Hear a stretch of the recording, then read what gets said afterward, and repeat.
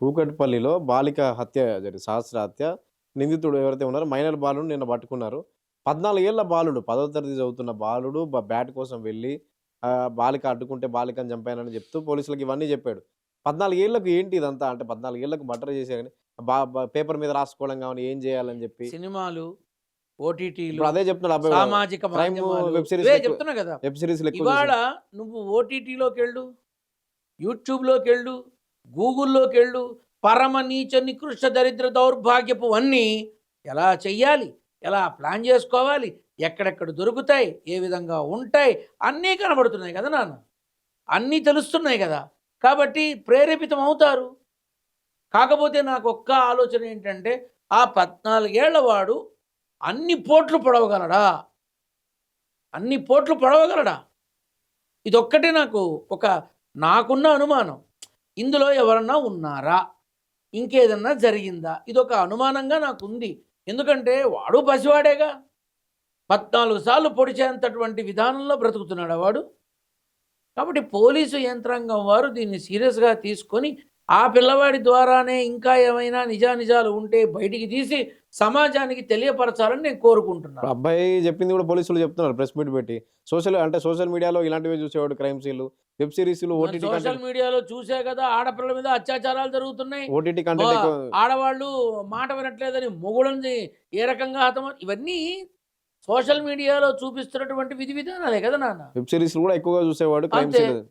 నువ్వు web series తీ, OTT తీ, క్రైము, హారరు, మర్డరు, ఇన్వెస్టిగేషను ఇవే ఉంటాయి. 10లో 8 ఇవే ఉంటాయి. ప్రతి కథ ఇంతే.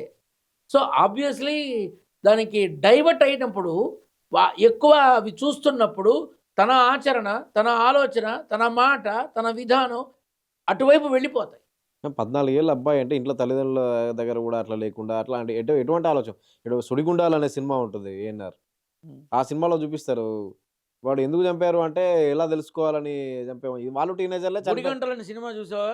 సుడిగుండాలే కాదు, 'గుడిగంటలు' అనే సినిమా. ఎన్టీఆర్. తనని తాను ఊహించుకొని, తనని తాను చేసుకొని, చంపాలనుకొని వెళ్ళి చివరికి వీడు చచ్చిపోదాం అనుకుంటాడు.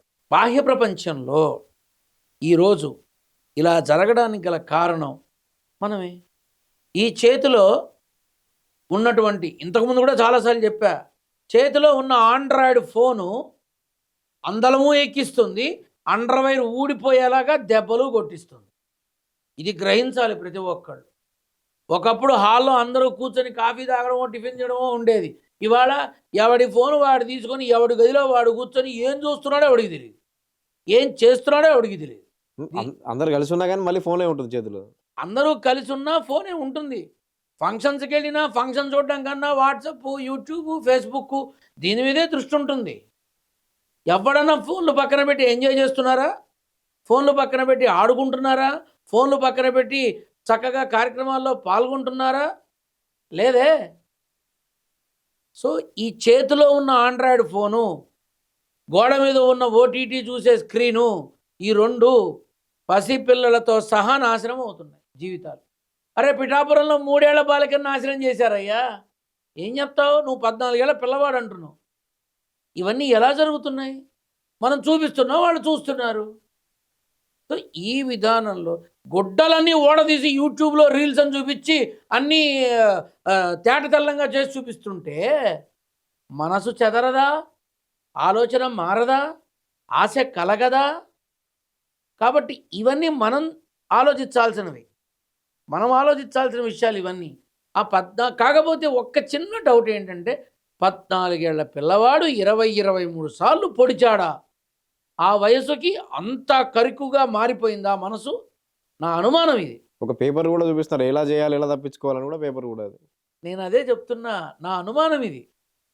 అంటే ఆ పేపర్లో ఉందా ఇన్నిసార్లు పొడవాలని? దొంగతనం ఎలా చేయాలి, ఎలా తప్పించుకోవాలి.